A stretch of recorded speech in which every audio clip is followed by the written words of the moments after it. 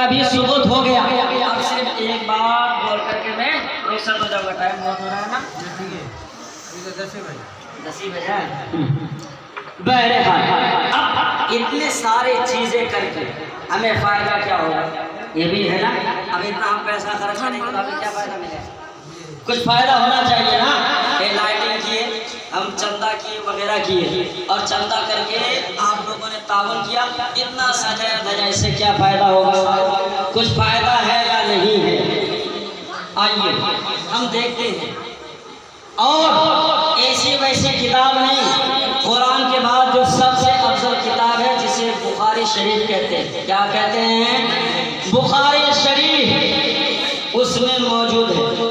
जब अल्लाह के प्यारे हबीब सल्लल्लाहु अलैहि वसल्लम तशरीफ फरमा हुए, आपकी विलादत में एक लोंडी थी, खिदमत करने वाली, काम करने वाली, जिसका नाम था सोएबा।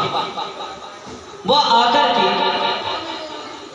खबर दी किसको, अबू लहब के आपके भाई साहब के यहाँ पे बेटा पैदा हुआ, तो आपका कौन हुआ, भतीजा, आपका भतीजा पैदा हुआ। उस खुशी में अबू लहब ने क्या किया, उंगली से इशारा किया, शहादत की उंगली से ऐसे इशारा किया।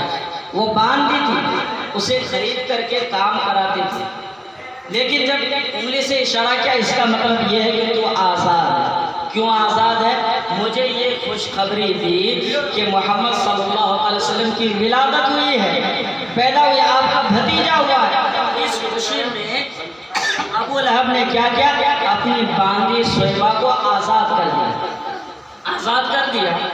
और अबू लहब कौन था मालूम है, तब्बत यदा अबी लहब, पढ़ते हैं ना, तब्बत यदा, तब्बत यदा अबी लहब, क्या पढ़ते हैं, तब्बत यदा अबी लहब, लहब के दोनों हाथ तबाह हो जाए। और तरीका बताया, फायदा बताया जिसने, उसके लिए मुसलमानों को हुक्म हो रहा है, इसके लिए बद्दुआ करो। क्यों, वो ईमान नहीं लाया था, काफिर था, काफिर था वो। नबी करीम सल्लल्लाहु अलैहि वसल्लम के चचा थे, अपने बेटा अब्दुल्ला, अपने भाई अब्दुल्ला के बच्चे की विलादत की खुशी में उसको इस कदर खुशी हुई कि शहादत की उंगली से इशारा करके अपने बांदी को आज़ाद कर दिया, लेकिन ईमान नहीं लाया। अब जब ईमान नहीं लाया, आज़ाद कर दिया, अब वो बेईमान होकर के मरा, ईमान की दौलत नहीं पाया, काफिर होकर के जब मरा, तो उनके घर वालों में से किसी ने ख्वाब में देखा और कहा, ए अबू लहब तुम्हारा क्या हाल है, तुम तो मर गए हो, कब्र में पहुंच गए, क्या हाल है। तो अबू लहब ने कहा, तुम लोगों से जुदा होकर के अलग होकर के मेरा हाल वाल बहुत खराब है, मैं अच्छा नहीं हूँ, तरह तरह के अज़ाब और सजा में मैं मुब्तला हूँ। हाँ, लेकिन शहादत की उंगली जब पीर का दिन आता है, उस उंगली से पानी टपकने लगता है, क्या, पानी टपकने लगता है, और उसके वजह से मेरे आज़ाब में तखफीफ हो जाती है। आज़ाब होती है ना, आज़ाब, वो आज़ाब कम हो जाती है।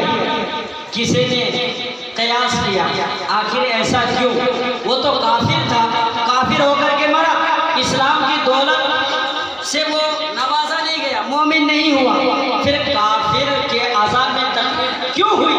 हजरत मुहद्दिस अब्दुल हक दहलवी रहमतुल्लाहि ताला अलैहि फरमाते हैं, सुनो, वो जो उसे शहादत की उंगली से पानी मिल जाता है, अज़ाब से बहुत गर्मी होती है ना, अज़ाब की सख्ती की वजह से बहुत, उसमें जो आग होती है उसकी बहुत तपिश होती है, जिसकी वजह से हलक वगैरह सूख जाता है, और अज़ाब की वजह से चाहता है कि हलक कुछ तर हो जाए, तो पीर के दिन उसके वो शहादत की उंगली से पानी निकलता है, वो चूस लेता है, वो पानी पी लेता है, तो अज़ाब उसके उनको हल्की लगने लगती है, अज़ाब तकलीफ हो जाती है। हज़रत मुहद्दिस अब्दुल